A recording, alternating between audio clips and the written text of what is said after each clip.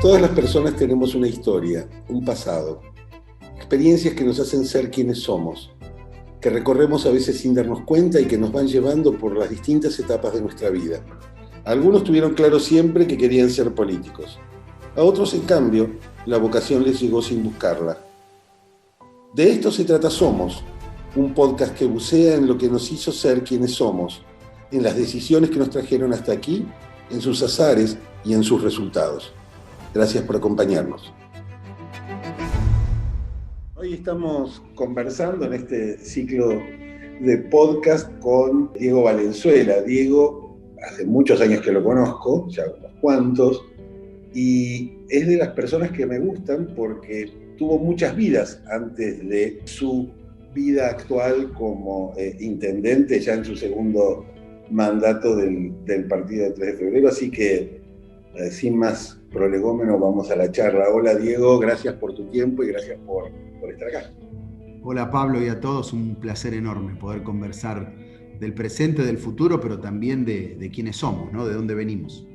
¿De dónde venimos? Exactamente, y esa es la primera pregunta. ¿Dónde naciste exactamente? Nací en el barrio de Caseros en 1970, es la localidad más grande, más populosa de 3 de febrero, en un barrio, digamos, popular, de clase media trabajadora, de una familia que venía de varios lugares, un poquito de Córdoba, de Arrecife, de Avellaneda. Ahí se juntaron mis abuelos. Un grupo tenía una cuestión gastronómica, un almacén. Mi abuelo era pintor. Del otro lado, del lado de mi mamá, tenían un pequeño... ¿Pintor de pintar paredes o pintor de pintar paredes, así es. Okay. Del otro lado, mi abuelo, que nació en Arrecifes, era un hombre de esos hermosos hombres rústicos, de trabajo con sus manos, amante del campo también. Yo siempre lo recuerdo con su gallinero en el fondo de la casa acá en Caseros, como se estilaba en esa época, esas personas que hacían su casa con sus manos, que durante la semana de lunes a viernes juntaban la platita, compraban los materiales y sábado y domingo era el día de la construcción.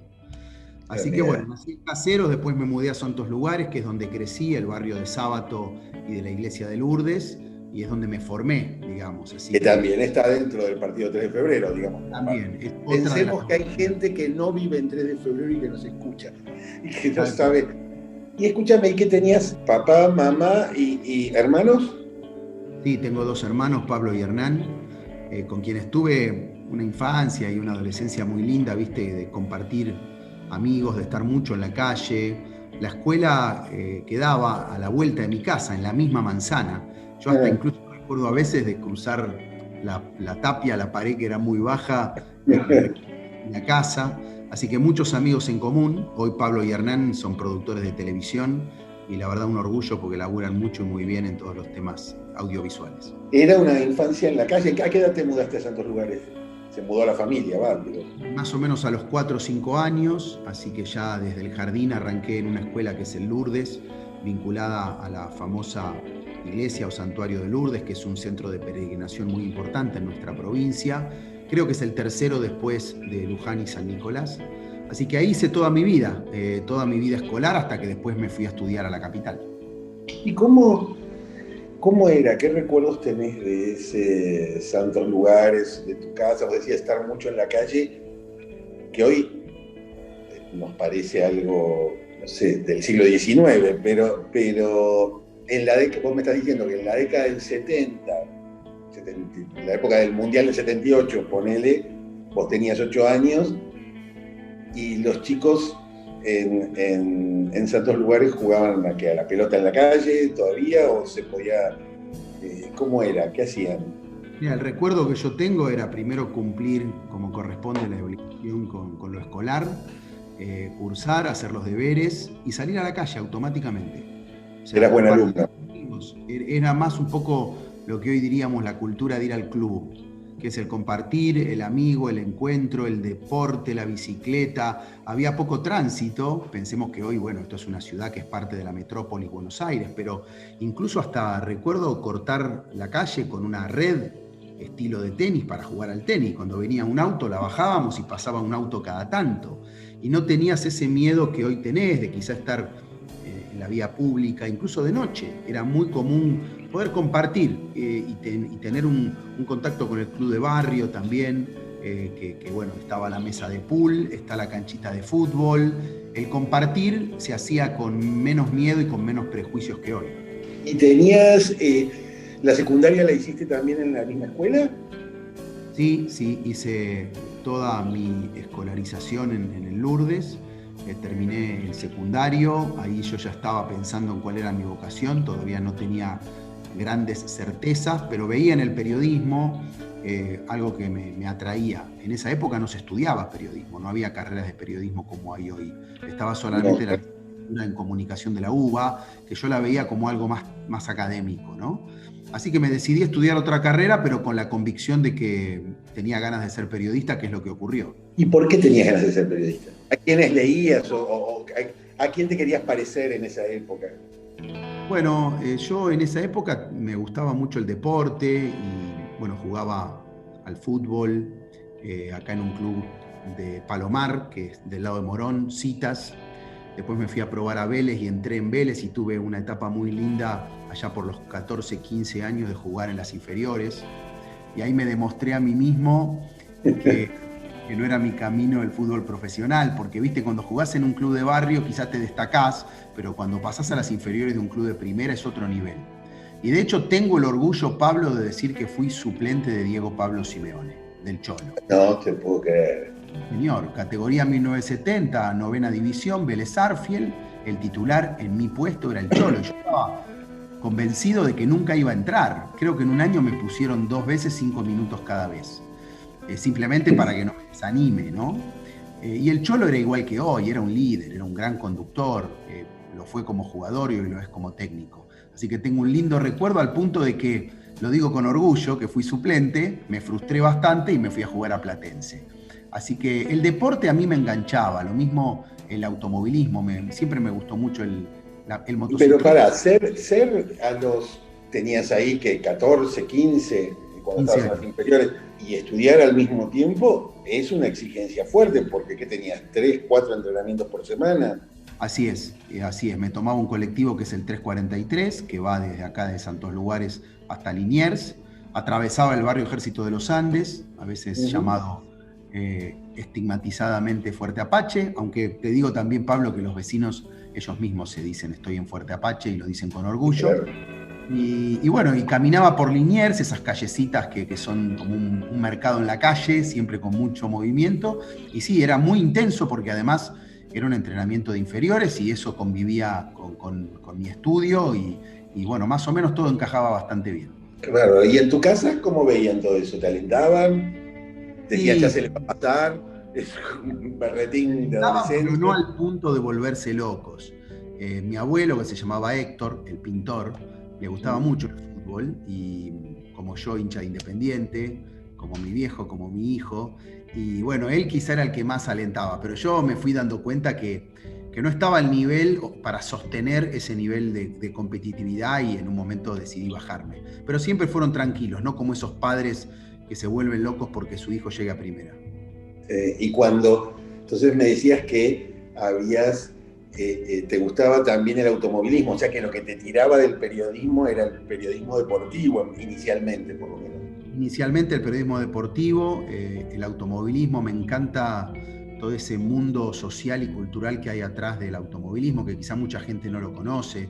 No es solo la Fórmula 1, acá en la Argentina tenemos el turismo carretera, que además en la provincia es muy fuerte, que atrás de eso hay una vida social, está el asado, está todo ese folclore de la mecánica, de la pasión, de la identidad. Y bueno, eso me gustaba mucho. Todavía en esa época el turismo carretera se corría en semipermanentes. Esto es en los pueblos. El vehículo, el Ford, Falcon, el Chevrolet pasaba por la ruta y salía todo el pueblo a verlo. Eso me maravillaba y empecé por el periodismo deportivo. Yo me acuerdo como si fuera hoy esa época de Mouras, que después falleció en un accidente muy duro, Castellano, Johnny de Benedictis. Quizá para los más jóvenes esto no significa nada porque hoy es Matías Rossi y tantos otros, pero la verdad que yo lo conecto, es un deporte con una raigambre territorial y social muy fuerte. Y eso me animó a arrancar por el periodismo, por el lado del deporte, y a medida que iba estudiando, que estudié licenciatura en economía, fui descubriendo más la vocación de dedicarme a la actualidad, a la política y a los temas públicos. ¿Y la economía? ¿Por qué elegiste economía? Sabemos por qué no elegiste periodismo, pero no por qué elegiste economía. Yo lo que sentí la UBA, ¿no? En esa época, de la oferta académica que había, era una carrera que a mí me permitía tener una herramienta para hacer periodismo. Yo estoy convencido que la economía es una ciencia social, no solamente de números, porque busca administrar la escasez lo mejor posible para la felicidad del pueblo, ¿no? Para que las empresas inviertan, creen trabajo y el pueblo progrese. Y yo me pareció que la economía me iba a dar una posibilidad de tener una herramienta que me daba un plus a la hora de hacer periodismo, y por eso estudié eso, y en simultáneo arranqué de a poquito con ayuda en programas de radio, cortando cables que había en esa época, administrando y editando los llamados en Radio Continental, y en paralelo, digamos, fui desarrollando un oficio mientras estudiaba economía. Yo pensaba, si bien Santos Lugares está pegado a la ciudad de Buenos Aires y todo el partido de 3 de febrero está a un ratito nomás de auto, la percepción al llegar a Buenos Aires, digo, tuya con tus 18 años yendo a la UBA, ¿no? ¿A estudiar fuiste? A la Universidad de Belgrano, la carrera, la licenciatura. Ahí en la calle Federico Lacroce. Así es.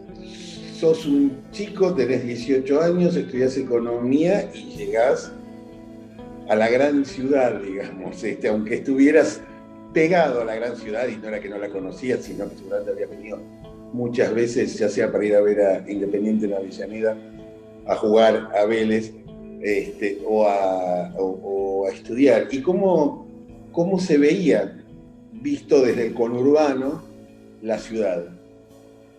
La primera imagen que recuerdo, Pablo, es la primera vez que me bajé del subte en la 9 de julio. Y salí y me encontré con la gran ciudad. Debía tener, no sé, 12 años, 13 años, no recuerdo exactamente. ¿Estaba solo? Sí, habré ido con algún amigo, nos tomamos el subte después del tren, y realmente fue un impacto. Fue un impacto porque yo vivía en un barrio que todavía, por suerte, es barrio, un barrio de casas bajas donde todos nos conocemos, y vas a la ciudad que es una mole de edificios y la gente camina, es anónima, y realmente el choque cultural me atrajo mucho también. La ciudad es maravillosa en eso, en toda la diversidad que te propone, ¿no? Y después, como 3 de febrero está muy conectada, nosotros tenemos 3 ferrocarriles, el Sarmiento que te deja en Once, el San Martín que te deja en Retiro, y el Urquiza que te deja en Chacarita. Naturalmente, por muchas situaciones estamos unidos y vamos a la ciudad de Buenos Aires. Y a mí me pasaba cuando estudiaba que me tomaba el tren hasta Chacarita, y ahí un colectivo, y se convirtió en algo natural, lo que hoy yo le llamo la ciudadanía metropolitana. Para nosotros no hay fronteras entre San Martín, 3 de febrero, Morón, Villa Devoto, Villa Urquiza, o tomándote el subte de golpe aparecer en plena capital, porque nos sentimos parte de una gran ciudad que desborda las fronteras jurisdiccionales. Claro, sí, es esa sensación de metrópoli que uno tiene, sobre todo cuando la ves del aire, ¿no? Se nota esta extensión. Es una sola mancha urbana. Cuando uno dice, pasaste de un municipio a otro, la gente no lo ve así, no lo siente así, no se pone a pensar, tengo un pie en un lado y un pie en el otro, sino que hay una vida metropolitana de ir y venir y de interactuar entre, no sé, una vida escolar en un distrito y la casa en el otro. Y cuando tenías tus 18, entrabas a la facultad, venías desde Santos, seguías en Santos Lugares, venías desde Santos Lugares a Belgrano a estudiar. ¿Qué tipo de adolescente o joven eras? ¿Eras del lado de los rebeldes, del lado de los tragas, del lado de los... ya te estabas metiendo a laburar en esto que contabas de, aunque sea mirar el periodismo de cerca, si uno no lo podía ejercer plenamente? ¿Cómo eras? ¿Cómo era el Diego Valenzuela de 1988, 1990? Bueno, un poco y un poco de lo que dijiste antes. Porque yo tenía claro que para poder tener cierta libertad y autonomía me la tenía que ganar cumpliendo mi rol, que era estudiar, que era bueno, poder progresar en el estudio, aprobar las materias, y la verdad me salía bastante natural y me gustaba. Me despertó el interés por lo público, por los temas de la historia, por la lectura. Con el tiempo, hoy tengo 50, me fui alejando de la lectura de la ficción, pero me acuerdo que cuando era chico leía mucho más, con avidez, permanentemente en el subte, en el tren, y eso me abría mundos que desde mi lugar en el conurbano quizá no eran tan accesibles. Y después sí, cuotas de rebeldía natural. A mí me encantó tener una vida de barrio. Irme y que quizá mis viejos no supieran dónde yo estaba. Hoy no me pasa con mis hijos eso, ¿no? También me agarró la época musical, digamos, de esa Argentina del rock nacional y también de todo lo que venía de afuera. No sé, hoy te diría de acá los Ratones y los Ramones de afuera. Y la verdad que eso tenía una cuotita de rebeldía dentro de un marco, digamos, de que por otro lado había que cumplir con ciertas cosas. Y creo que esas situaciones también me enseñaron a poder ¿Qué te cabalgar. enseñaron? Yo te iba a preguntar, ¿qué te enseñaron? Bueno, a cabalgar determinadas situaciones. ¿Viste cuando se dice esta persona tiene calle o tiene barrio? Y uno cuando tiene contacto y tiene vivencias reales, es bueno eso porque te enseña, ¿no? Conoces a las personas, administras conflictos. Uno siempre trata de cuidar lo máximo posible a sus hijos, es lo que uno hace permanentemente, pero por otro lado no al costo de que no entiendan o no conozcan lo que es la vida Claro. social, y todo lo que conlleva. Así que a mí el barrio, el conurbano, viste cuando se dice este mito del conurbano, el Gran Buenos Aires, eso yo lo llevo adentro, yo lo conozco, yo lo viví. Y eso para mi actividad pública también es creo yo, un valor agregado. Sí, fue un insumo, sin dudas, importantísimo. ¿Y vos, y en tu casa, tus viejos leían esos libros que leías, estaban en alguna biblioteca familiar o nada, te las tenías que rebuscar e ir a las librerías de viejo o a las librerías, o a las de libros nuevos, digo? Pero, ¿cómo llegabas a los libros? ¿Cómo llegabas a los discos? ¿Había una presencia de estas cosas en tu casa o no? ¿Laburaban y te las tenías que encontrar en otro lugar? Sí, más bien esto último, la música era algo que fluía más naturalmente con los amigos. Y en cambio lo que es la literatura o la cultura, quizás yo fui el pionero en mi familia en dedicarme más a eso, de decir, bueno, conocer los museos, leer las obras maestras de la literatura. O sea, eso no me surgió de mi familia, si bien mi mamá es obstetra, mi papá es locutor y periodista, personas formadas, pero no No sabía eso de que tu papá era locutor y periodista. diría así es. Hay un gen entonces. Hay un gen familiar, claro, claro, y también vinculado al automovilismo, ¿no? Mi papá hoy es columnista en Radio Mitre de todos los temas de autos, y antes, no sé si vos recordás, había un programa muy famoso de automovilismo que se llamaba Coche a la Vista. Sí, total. Había una revista también. Así es, y yo también hice mis primeras armas ahí. Pero bueno, a mí me enganchó aprender, conocer. Me acuerdo, no sé, cuando uno dijo, ver, Dostoyevsky. Eso no salía de mi familia, no estaba en la biblioteca de mi casa. Entonces, los hermanos Karamazov, leerlo, pero además entenderlo, cuál es el contexto del autor, qué pasa, qué quiere decir, de qué temas habla. Bueno, ni hablar de la literatura, digamos, latinoamericana. Y ahí, bueno, eso también a mí me fue llevando a un mundo de la cultura que quizá no era tan parte de mi familia, como te decía, de lo que eran mis abuelos, que eran personas de laburo. Yo estudié teatro, varios Mira, años, amo el teatro. mirá lo que hemos perdido por culpa de la política. El actor que hemos perdido por la política.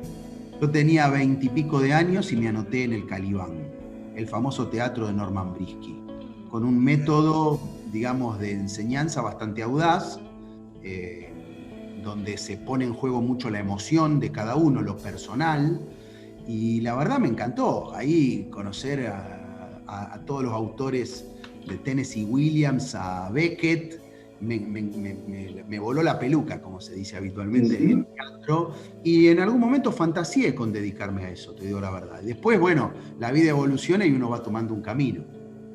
Qué fascinante, porque pensaba, claro, no me acordaba de lo de tu papá, pero es cierto que, claro, tu papá la radio, los autos venían claramente de ahí, y al mismo tiempo esto que fuiste incorporando que tenía que ver mucho con la cultura porteña de finales de los 80, principios de los 90, y de algo realmente transgresor o por lo menos disruptivo como era la escuela de Norman Brisky. Mientras tanto, seguí siendo un buen alumno de la Facultad de Economía, de la carrera de Economía de la Universidad de Belgrano. ¿Seguís viviendo con tus viejos? ¿Hasta cuándo? Y más o menos hasta los 30, 20 y pico, donde justamente por razones de laburo decidí la cercanía con el trabajo para no tener que viajar tanto, porque realmente esa hora y media de ida y esa hora y media de vuelta a las personas del conurbano nos pesa, ¿no? Sí, claro. Me acuerdo que alquilé un departamentito en la Avenida de Mayo. Y para mí también, que me gustaba la cultura y la historia, la Avenida de Mayo es la avenida que hicieron los inmigrantes españoles, que además tiene una arquitectura única. Me acuerdo de ir mucho hay un bar que no sé si sigue estando abierto, que tiene los billares abajo.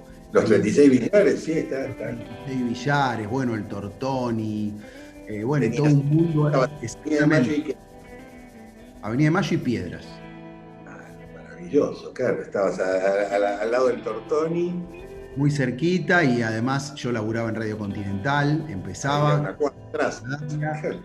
quedaba caminando y tenía esa mezcla como de algo un poco marginal que podía ser atractivo también, porque viste, esa zona de la ciudad es una zona límite, no es Recoleta, ¿no? Y por otro lado también mucha cultura, mucha historia, y tenía a la política, porque vos salías ahí y estabas en el escenario público que es la 9 de julio. A 2 cuadras de Plaza de Mayo, claro. Exactamente, y salía mucho a caminar, a mirar gente, a mirar edificios, a recorrer lugares, esa cosa de curiosidad que tenemos también los periodistas, la ejercí en lo personal para aprender y para conocer a la sociedad. Así que vivir ahí, que fue mi primera experiencia en Capital, fue muy movilizador. Yo pensaba, vos salís de tu atractivo por la radio, por Continental, que la tenías casi en la misma manzana. La radio tenía, o tiene en realidad, algo mágico. Y yo siempre te pensé a vos como no sé por qué te conocí hablando por radio. Primero escuché tu voz y después vi tu rostro, digamos, pero tiene un poder de comunicación aún hoy, digo, absolutamente fascinante y poderoso. Me pregunto si vos sentirías eso en tu contacto primigenio con la radio. Sí, absolutamente. Yo soy un hijo de la radio y de la AM. En mi familia era muy habitual, muy presente esto, incluso de irse a dormir con la radio abajo de la almohada. La FM todavía... Lo que lindo irse a dormir con la radio. Así es. Bueno. A la cancha con la espica que iba mi abuelo. Y sí, para mí la radio es mágica. Yo lo viví como oyente y después como protagonista, como periodista. No hay otro formato que tenga esa magia y esa intimidad, porque el artilugio televisión tiene mucha más técnica, tiene la edición, tiene la música, y el artilugio hermoso también del periodismo gráfico también conlleva algo en el medio que no tiene la radio. La radio es la voz, el mensaje, esa personalidad que a lo largo de escuchar mucho un programa sentís que la otra persona es tu familia y vos sos protagonista de eso también. Así que tuve 20 años en radio, desde la tarea más iniciática a ser conductor de programas, y la verdad que la radio es parte de mi vida y es algo que amo. ¿Te acordás la primera vez que hablaste por radio? Perfecto, me acuerdo. Fue? ¿Cómo fue? Yo tenía un papel, era una columna de motociclismo. Yo empecé en el equipo competencia en Radio Continental, primero no al micrófono, y un día me dijeron, pibe, ¿no querés? ¿No? Y sí, yo sé de motos, dije, ¿no? Y bueno, y hacía como una columna cada tanto, y tenía un papel como si fuera me acuerdo que fue en mi casa, en Santos Lugares, por teléfono, y me temblaba el papel, porque yo lo quería leer, pero que no pareciera que lo estaba leyendo, porque no queda espontáneo si vos lees. No, claro. Entonces, me acuerdo exactamente sentado en la cama con el teléfono, haciendo mi primera columna radial con un miedo bárbaro. Mira vos, ¿y estaba tu viejo, tu vieja, tus hermanos cerca en ese momento? Sí, por supuesto, y fue todo un evento familiar, y después sentirse acompañado también por la familia en ese desarrollo, en los medios, donde yo fui encontrando mi lugar, primero con el periodismo deportivo. Después me acuerdo cuando le dije a muchos de mis jefes, mirá, yo no es que quiera renunciar, lo que quiero es cambiar del rol, quiero hacer actualidad. Entonces, viste, cuando vos ya estás encaminado para algo, bajarte de ese tren. Y bueno, yo mismo fui el que tomé la iniciativa de decir, ahora no es por acá, es por acá, porque como me recibí de economista, quiero hacer actualidad. Y lo fui explicando y me fueron entendiendo. Me acuerdo que había un director en Radio Continental que me decía, no, esperá un poquito, todavía estás verde, esperá, porque yo le pedía que me dé minutos de actualidad. Me decía, no, esperá, tranquilo, y tuvo razón, me supo esperar. ¿Y cuándo pasaste a hacer actualidad? Bueno, justamente cuando terminé la facultad ya me sentía más seguro de tener una herramienta que era la economía para ocupar un lugar, en este caso ¿Y hacías periodismo económico? Periodismo económico. Empecé en un periódico que se llamaba, o se sigue llamando, que es su semanario El Economista, y bueno, y luego me fui convirtiendo en columnista económico en radio. Me acuerdo que en esa época estaba el Bebo Granados, que era muy conocido, y yo iba medio... Era uno de los... Así es. Y bueno, y después sí poder hacerlo también en tele. Nunca te faltaba tema, porque la economía no. Perpetuo. ¿Sí? Y ahí me acuerdo que a mí me agarró como periodista económico el 2001, 2002. Yo trabajaba en Canal 9, era el columnista del noticiero, estaba el Tuni Coleman, hacía política y yo hacía economía. Y fue muy duro porque la gente te esperaba en la puerta del canal, a veces hasta para putearte, y vos lo único que hacías era dar las noticias del corralito, como si uno como periodista fuera responsable. Y bueno, fue realmente... El corralito es culpa suya, Valenzuela. Claro, usted dijo que puedo sacar solamente 100 pesos, 100 dólares, y bueno, pero señora... ¿Quién se cree que es usted para decir eso? Estaban, Pablo, en la puerta del canal, bueno, la gente estaba lógicamente atemorizada y muy ansiosa. Mirá, y entonces, claro, ahora, yo pensaba, ese ciclo tuyo, tal vez uno lo piensa que pasó muy rápido, porque en realidad fueron 20 años, estos últimos 20 años pasaron muy rápido. Pero yo pienso, empezás, entre que hablas de motos, pasás a ser periodista, columnista económico, digamos, especializado en economía, apareces en la tele, y me acuerdo ahí cuando te conocí trabajando con Mariano Grondona, digo, todo ese ciclo pasa en muy pocos años, digo, es como una carrera muy, muy, muy intensa, muy, muy rápida en un punto, ¿no? ¿O me confundo? Sí, en pocos años yo estaba en radio y pasé a ser columnista en economía y en política y luego a conducir programas. Aprendí mucho de un tipo como Fernando Bravo, como Lani Hangling, grandes conductores de radio con un timing, bueno, ni hablar, hasta trabajé con Larrea yo, esto en Canal 7, ¿no? ITC en esa época. Y sí, cuando yo estaba, por ejemplo, en el noticiero de Canal 9, me vio Grondona y me incorporó en su programa, en esa época donde estaba en el aire y realmente era muy, muy competitivo. Después creo que vos también anduviste por ahí. Sí, claro. Y después trabajé también bastante en TN, hice un programa de historia, eso ya después de haber hecho una maestría en historia, que también me cambió la vida bastante. Esa sería tu tercera ya o cuarta vida, que de esa también quiero hablar. Así es. Porque, como decía al principio, una de los rasgos tuyos con los que yo más me identifico y más de algún modo siento que, no sé si es porque hay algo generacional o qué, es como esta voluntad que siempre tuviste de vivir muchas vidas. Digo, porque hay gente que es economista y es economista para toda la vida. Otros son periodistas deportivos para toda la vida. Otros son periodistas especializados, cronistas de economía o periodistas de opinión de economía para toda la vida. En un momento determinado te habías recibido y ¿cómo aparece este asunto de la historia? Que después te convirtió en autor de varios libros sobre el tema. Bueno, cuando yo trabajaba como periodista económico y de actualidad, a mí siempre me gustó estudiar. Yo creo que en la vida hay que formarse. Hay que tener, por supuesto, una curiosidad, una solidaridad en el sentido de entender al otro, que la vida no es una familia, sino los demás, es una vida en sociedad. Y desde ese lugar siempre decía, me gustaría estudiar algo más y no sabía qué.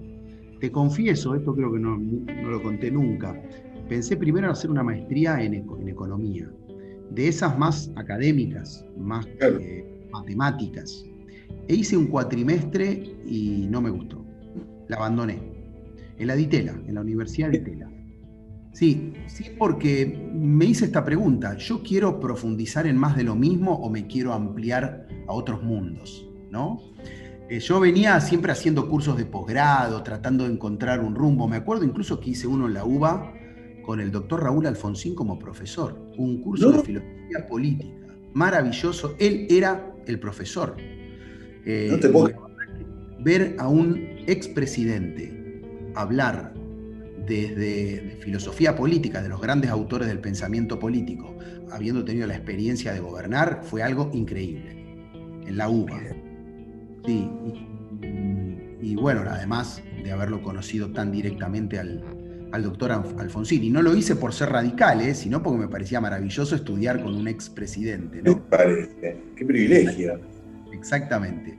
Y bueno, ahí en esa búsqueda de algo que me agregara, no sé, más cultura, más conocimiento, me encontré con la historia y me di cuenta que es como la ciencia de ciencias, porque en la historia podés hacer trabajos o estudiar la historia de todos los temas, de la ciencia, de la cultura, del deporte, de la política, de la economía. Así que ahí fui la primera camada de la maestría en historia de la Universidad de Itela y tuve profesores increíbles como Tulio Alperín Dongui, Natalio Botana, Klaus Gallo, entre tantos otros. La selección nacional de los grandes historiadores. Hilda Sábato, que de hecho fue jurado en mi tesis. Y bueno, la historia realmente a mí me movilizó al punto de modificarme mis expectativas sobre la vida, ¿no? Te diría que la historia me hizo ver que la vida es muy corta, que uno busca trascender, busca dejar alguna huella, y que, bueno, hay cosas que uno puede hacer que van más allá de lo personal o de lo familiar para modificar el rumbo de tu sociedad. Y me impulsó en parte a hacer un trabajo público como el que hago hoy y de nuevo pegar un volantazo e ingresar en la política. Influyó mucho la historia, que además me permitió darle otro volumen a mi trabajo periodístico, porque es ahí que yo hago 4 libros, los últimos 2 en los que vos tuviste mucho que ver, que son el de Sarmiento y el de Belgrano. Exacto. Es notable, en ese momento ya no estabas en Avenida Mayo, ya te habías mudado. ¿Cómo era tu situación familiar en ese momento? ¿Ya estabas con tu mujer? ¿Todavía no? Sí, en la etapa de la maestría sí. Yo viví unos 10 años en Capital por este tema del trabajo y la cercanía, y anduve por San Telmo en alguna época también, muy cerca del Parque Lezama, que me encanta esa zona.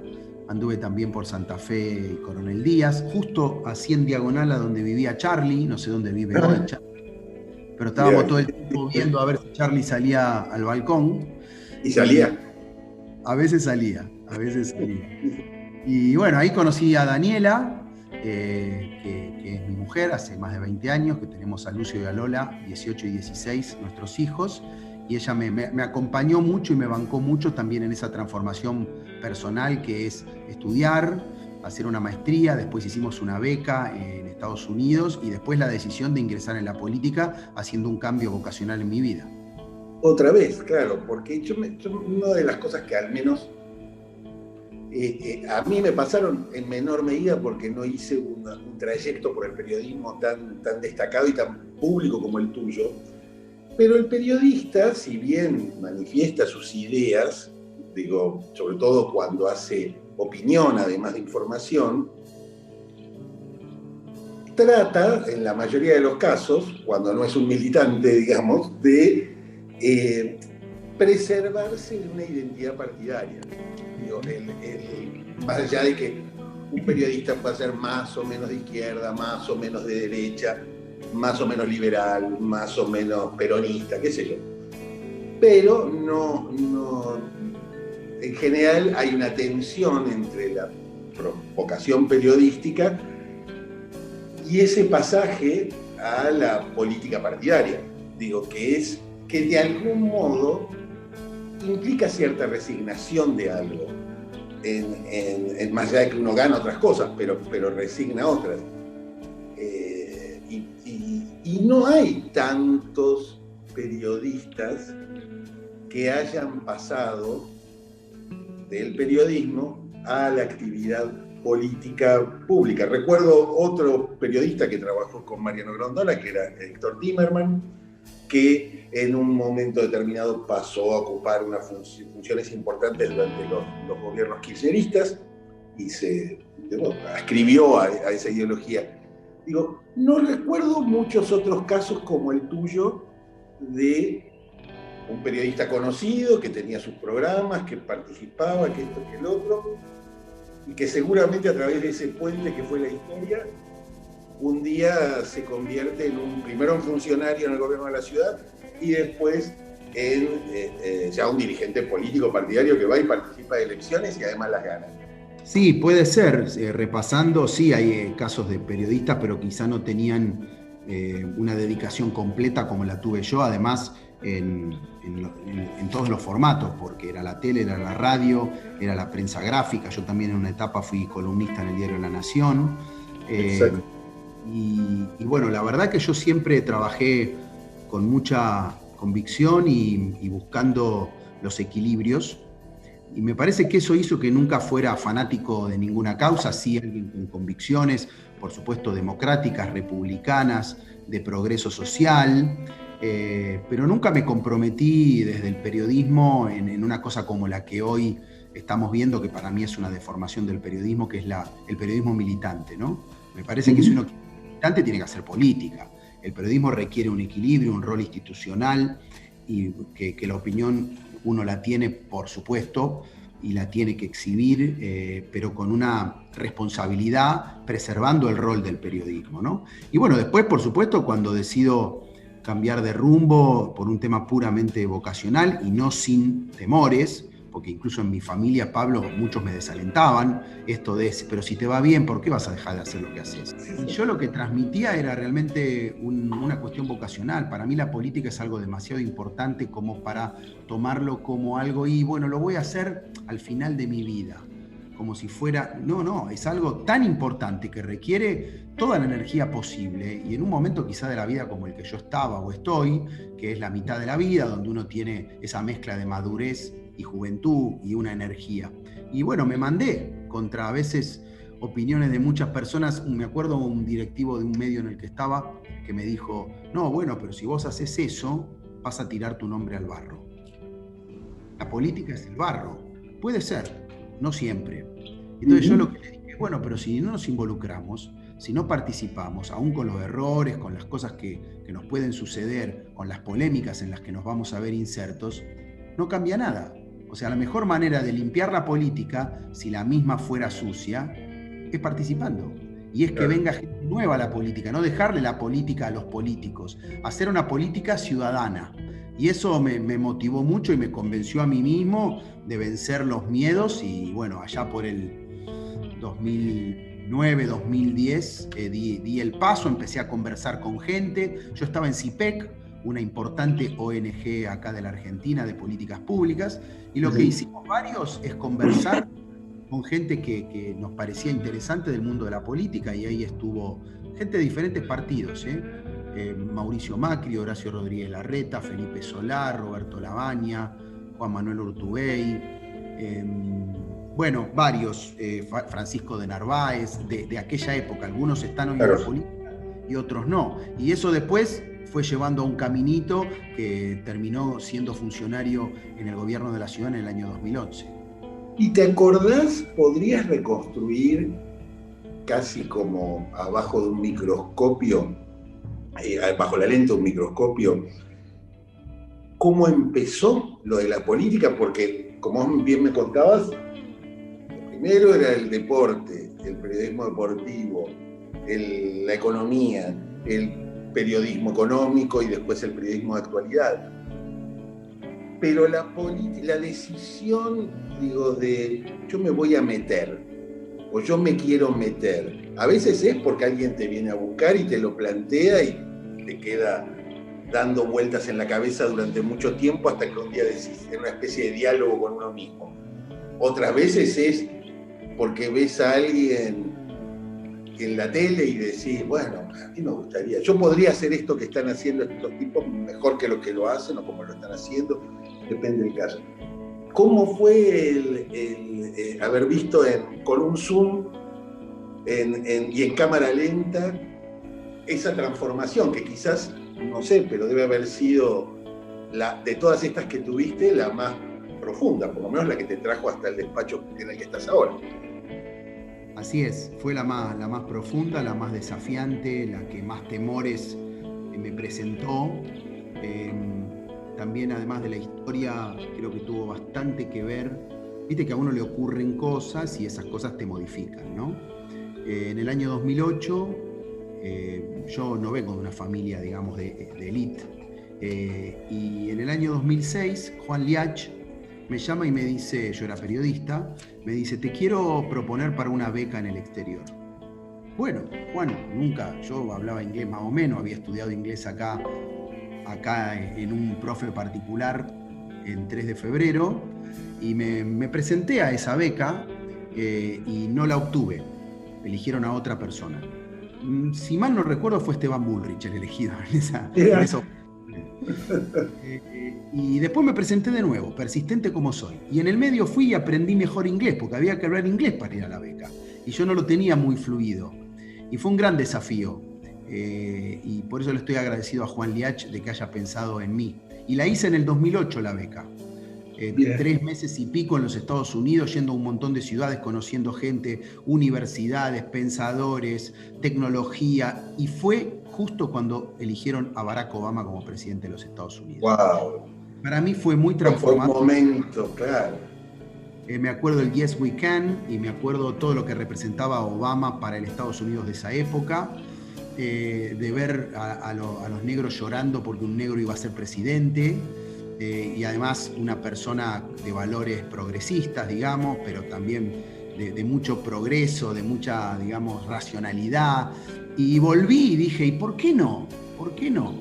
¿Y por qué? Y porque me di cuenta también que desde el periodismo uno influye mucho, pero de manera indirecta. Uno influye en las mentalidades, en las opiniones, con la información, con la opinión. Desde la gestión pública uno administra y transforma directamente realidades. El hacer. Así que eso es lo que también me motivó mucho de estar de este lado, porque cuando yo a veces entrevistaba a un político, que entrevisté a todos y a todas, a todos los presidentes de la democracia por lo pronto, yo sentía como una sana envidia de decir, ¿y cómo debe ser estar en ese lugar de tomar decisiones? Eso también me alentaba. ¿Y cómo fue? ¿Alguien te llamó? ¿Fuiste? ¿Golpeaste una puerta? ¿Llamaste por teléfono? ¿Quiero participar?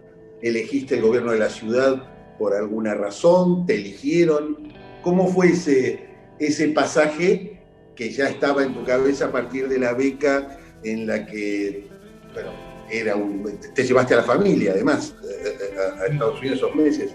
Con los chicos no, los tuve que dejar con mis viejos, pero sí, Daniela vino conmigo, además era un requisito y estuvo muy bueno poder compartir parte de la beca con ella.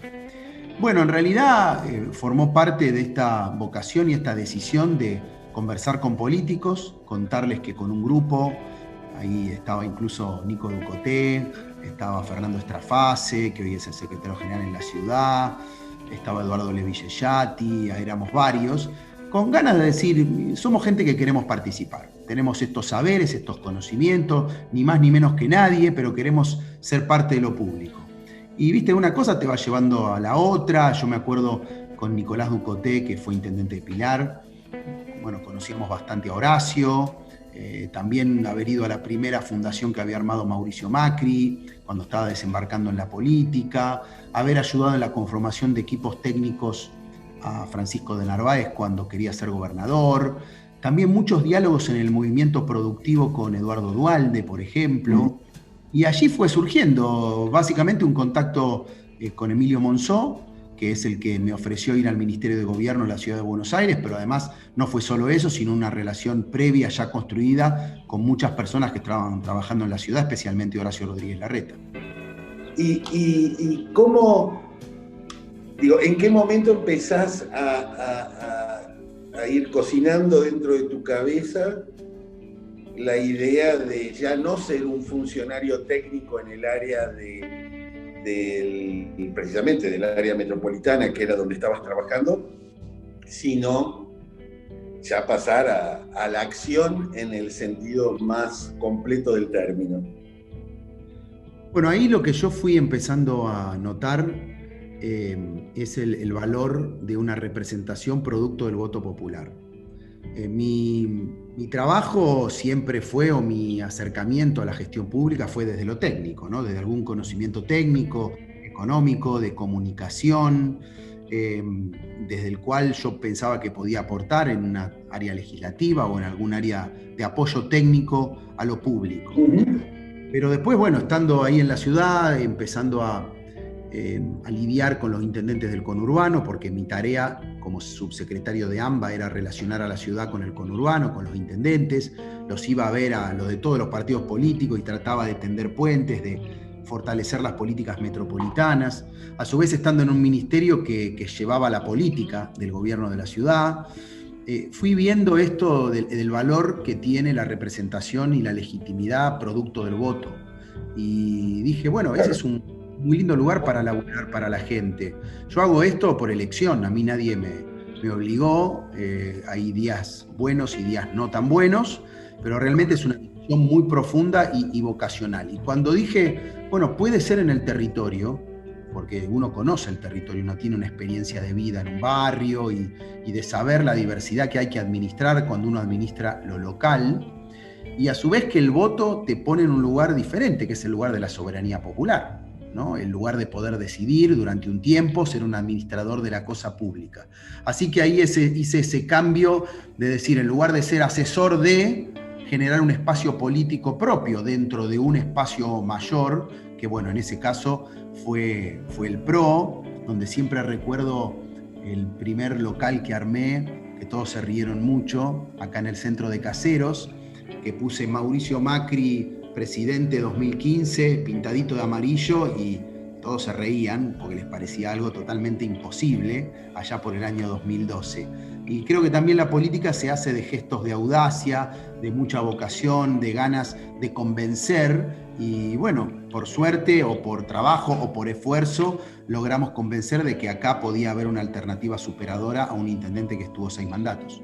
Eso pensaba, porque más allá de lo que fueran tus ideas para aplicar en 3 de febrero, el primer cambio que uno percibió con tu candidatura era que no solo te estabas enfrentando a ver, ¿cómo llamarlo?, a un adversario partidario, sino a una cultura política enormemente poderosa en todo el conurbano y en particular en 3 de febrero, como era la figura legendaria, para bien para algunos, para mal para otros, para más o menos, pero que tenía Hugo Curto, que era casi uno de los arquetipos del viejo intendente peronista del conurbano, que estaba durante muchos periodos y que de algún modo era casi un sinónimo de la intendencia de 3 de febrero. No era solo que tenías otras ideas, tenías otra edad, pertenecías a otra generación, habías estudiado otras cosas, pertenecías a otro grupo político. Digo, eras completamente diferente al sistema político que gobernaba 3 de febrero y muchos otros distritos del conurbano. ¿Cómo te pesaba eso? Porque no era no era ir en la soberanía popular del que va en el medio de una lista de diputados que, bueno, por ahí alguno lo conoce y otro no. Ahí era poner el cuerpo en el sentido más literal del término. Claro, no era ir en una lista sábana, sino ir al frente en lo local, poniendo la cara frente a un esquema político muy fuerte. Yo lo respeto a Hugo, tengo muchas diferencias, por supuesto, más allá de los estilos y las trayectorias, que somos muy distintos, pero por otro lado uno entiende que si alguien estuvo 6 mandatos, por algo es, y de entrada yo lo que me propuse es no subirme al ring de la pelea fácil, de decir todo es malo, sino de tratar de entender por qué la gente había votado ese esquema político y ese intendente tanto tiempo. Y me di cuenta que había... Y me parece que es la teoría esta del menos malo, o es lo conocido, el miedo al cambio. Si bien la gestión había perdido fuerza y había muchos problemas, también una gestión muy politizada, con mucho puntero, sin soluciones, con un distrito con un gran potencial pero anticuado, ¿no? Sin una gestión. Vos pensás que acá en la oficina donde yo estoy hoy venían por día 300, 400 personas que eran atendidas por 1 minuto o por 5, como en la época de la Fundación Eva Perón, una atención al vecino totalmente personalizada, que además le hace mal a la democracia, porque parece que el único fuera el intendente, no un equipo, no un grupo de trabajo, ¿no? No puede un intendente solucionar la poda, el currículum, la calle, el deporte en una reunión breve donde la gente además esperaba horas. Son estilos diferentes, pero yo en lugar de decir, viste, todo está mal, intentar ganarle al otro desde la crítica, dije, todo esto está bien, esto hay que preservarlo y esto es lo que falta. Y me planté como una alternativa superadora, no en contra de. No me subí al ritmo de esa política que confronta. Y creo que logré también con el influjo de aquella campaña del 15, con Mauricio, con María Eugenia, con el contraste con Aníbal Fernández, acompañar bien esa ola y mostrar que había una alternativa verdadera, superadora, mejor, ¿no? Y en ese sentido fue toda una prueba porque pudimos demostrar, primero al ganar y después al gobernar, que se puede cambiar la política del conurbano, las prácticas políticas, la manera de gestionar, tener cercanía, tener un buen equipo, un equipo que sea capaz y profesional, que rinda cuentas en un marco de transparencia y de mejoras permanentes en cada uno de los temas, ¿no? Así que bueno, yo estoy orgulloso de este paso, del producido de este paso, que es la gestión pública, de una gestión que pudimos reelegir en el 19, que fue mucho más difícil por el hecho de que teníamos... sería la economía y el debate nacional en contra, y eso fue una muestra de que la gestión local estaba fuerte, que la relación con la comunidad es muy buena y que mucha gente incluso se animó a cortar boletas, no la nuestra, a cortar otras boletas para acompañarnos a nosotros en el nivel municipal. Tengo 2 preguntas. La primera es, bueno, ¿lo volviste a ver? ¿Te volviste a encontrar con Oculto después de aquella foto? Y si este respeto que vos mencionabas es recíproco, por un lado. Y la segunda pregunta tiene que ver con algo que nos pasó a todos al entrar en la gestión.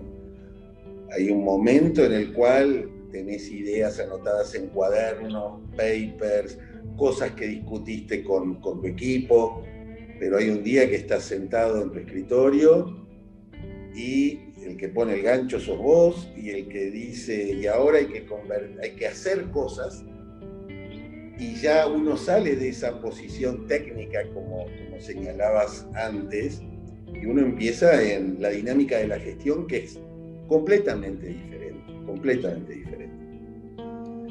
¿Cómo te llevaste con eso?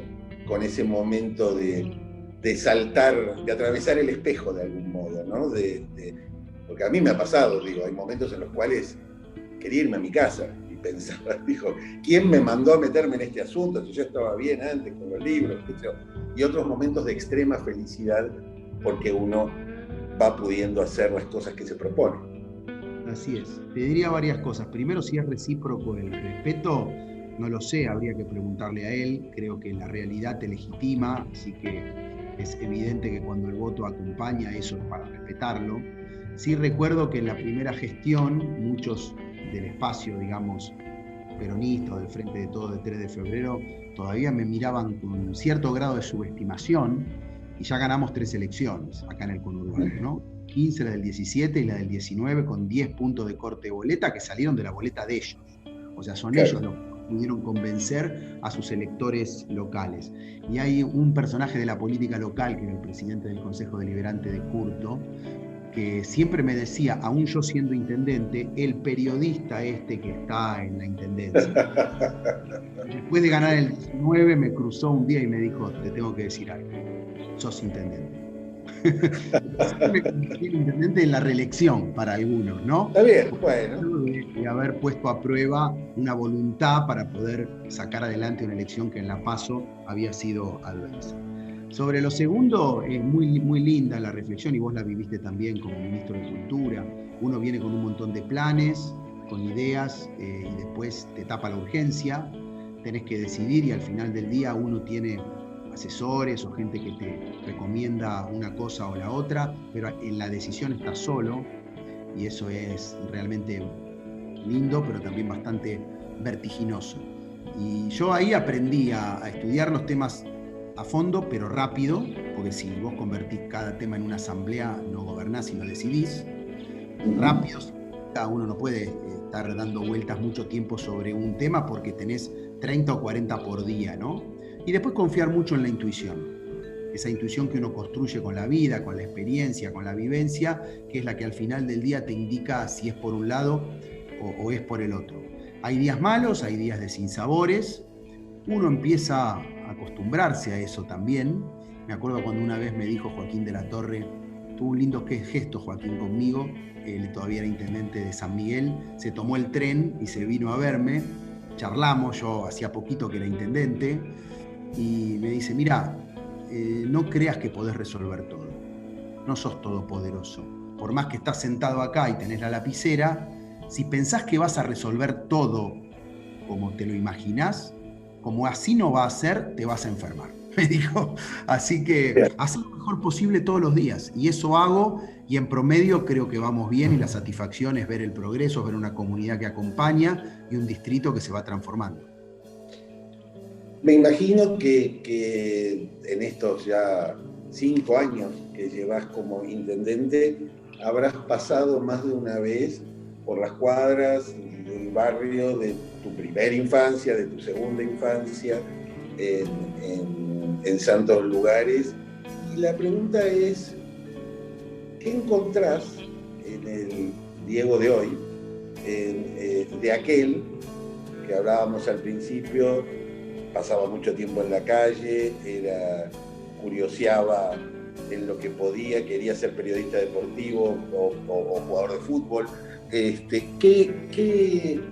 ¿En dónde está el mismo Diego? ¿Dónde lo ves? Bueno, eso es algo muy movilizador, porque cuando vos gobernás el distrito donde naciste, las cosas que haces te emocionan. O sea, vos tuviste un cargo de mucha importancia en un nivel nacional que en definitiva toma decisiones sobre el todo, ¿no? En el caso del gobierno local, es como que gobernás tu casa, ¿no? Sí. Y cada barrio, si bien en todos no he tenido la misma intensidad de relación, a mí las cosas que pasan me emocionan, especialmente cuando tienen algún sentido con mi vida, con mi historia, con mi familia. Sentir que, como logramos con el presidente Macri, la Ruta 8, que era un lugar totalmente abandonado y la gente esperaba el colectivo en el barro, y ya había perdido la esperanza, ya estaban convencidos de que su vida era así, estaba naturalizado el abandono. Y que de golpe tengan una vereda, luz LED, una parada de colectivo digna, que el barrio esté lindo, es una satisfacción tremenda, no solo como político, sino como persona, como ser humano, porque además al estar en tu ciudad, en el lugar donde vos naciste, te moviliza de un modo que te emociona mucho y sentís que dejás huella. Eso es lo más lindo que me pasa a mí, y vivo recorriendo lugares, y en todos los lugares, o en muchos lugares, me pasó algo a mí o a alguien que conozco, o alguien me dice, ¿cómo anda tu viejo? El otro día me contaban cosas de mi abuelo, que una anécdota bastante graciosa, que estaba pintando una casa, ¿podés creer? y a la gente la robaron. Y el tipo estaba arriba de una escalera y no se dio cuenta. El chorro le movió la escalera, se ve que él le gritó algo, y estaba la gente robando. Imagínate, hará 30 años, no sé Sí, sí, cuánto hace, sí. ¿no? Y todavía surgen esas anécdotas en el barrio, Increíble. cuando yo soy intendente de la familia o de las relaciones. Y eso, bueno, gobernar y vivir esa cercanía con mis vecinos a la vez es muy lindo. A los amigos de la infancia que por ahí siguen viviendo en el barrio, te los has cruzado seguramente. Sí, sí, claro. Mira, siempre me pasa que alguien me escribe y me dice, che, voy a abrir un comercio de tal, una heladería de tal cosa. ¿Te acordás que éramos compañeros en el club o en el colegio? Y bueno, van apareciendo esas relaciones del pasado que por A o por B siguen siendo del presente. Y obviamente los lugares más transitados por mí, no sé, la Avenida La Plata en Santos Lugares, que es como mi lugar en el mundo, por decir así. Mi grupo de Lourdes, que por momentos no los vi, por el laburo, porque bueno, muchos tuvimos esa desconexión propia del trabajo, de la vida y de las ocupaciones, pero que te volvés a juntar y es como si no hubieran pasado 30 años. Diego, muchísimas gracias porque, bueno, creo que ayudamos a que nuestra gente te conozca un poco más de esa etapa en la que no eras conocido, o por lo menos no eras conocido como dirigente político. Y me preguntaba, es difícil saberlo, como te decía, vos sos como yo de los que creen que una sola vida no alcanza para todo lo que uno tiene ganas de hacer. Economista, periodista importante como en tu caso, historiador, dirigente político, técnico en un gobierno. ¿Cuál irá a ser la próxima? Porque todavía sos muy joven, digo, somos muy jóvenes. ¿Cuál va a ser la nueva reinvención? Porque entiendo que en la provincia de Buenos Aires podés ser hasta 2 periodos, ¿no? Jefe de gobierno, por lo menos hasta ahora, si es que eso no cambia. Digo, ¿de qué te vas a dónde, cuál va a ser el próximo Diego Valenzuela que vamos a conocer en esta especie de sucesión de identidades que en el fondo construyen al mismo tipo entrañable que sos? Bueno, hoy sí, como vos decís, tenemos una ley que creemos que es buena porque incentiva la renovación, sancionada en el 2016 de 2 mandatos de intendente. Sí hay una discusión legal en algunos sectores que plantean que la ley es posterior a la elección del 15, entonces algunos piensan que ese primer mandato no debería ser el primero, sino el que sigue, pero más allá de eso, que es legal y por supuesto como corresponde, haremos lo que determine la justicia, pero yo banco la ley porque me parece que está bueno que una normativa fomente la renovación y no la perpetuación, ¿no? Claramente me quedan 3 años de gestión, es un montón, tengo muchas cosas por hacer, por suerte estamos dejando atrás la pandemia, entre comillas, porque puede haber un rebrote, viene la vacuna. Hoy hemos logrado, y esto me llena de orgullo, también como representante del espacio, un equilibrio entre salud y trabajo, que algunos sectores no lo veían, parecía que era todo salud o todo economía. Nosotros creo que fuimos promotores de convivir con el virus, protocolo, y hoy tenemos todo abierto y han bajado los casos. Por otro lado, viene el verano y la gente tiene que trabajar, especialmente en los lugares turísticos. El otro día estuve con Montenegro y con Yesa en Mar del Plata y en Pinamar, y es evidente que tengan que trabajar, porque si no, no podemos apagar esos mundos laborales de ciudades como esas. Pero por otro lado hay que extremar todos los cuidados para que no haya un rebrote. Así que hoy mis preocupaciones están puestas en que el año que viene sea mejor que este, en contribuir también a que el espacio pueda ser alternativa en el 21 y en el 23, en que más gente, como nos pasó a nosotros, Pablo, elija la política por vocación, gente con talento, con ganas, que la política la transformás participando, no solamente quejándote o puteando, diciendo aquel, lo otro, no solucionan los problemas. ¿Y vos qué haces para que las cosas cambien? No balconear la vida en lo público o en lo político, sino bajar del balcón. El balcón es cómodo, vos mirás desde el balcón y sos un gran comentarista de lo que hacen los demás. Yo digo, ¿qué hace cada uno para la realidad? Y eso es lo que hoy me motiva, los 3 años que vienen por delante, ayudar a hacer alternativa con Cambiemos o Juntos por el Cambio en el 23, volver a retomar el gobierno provincial. Yo creo que la provincia es uno de los motores es la California de la Argentina.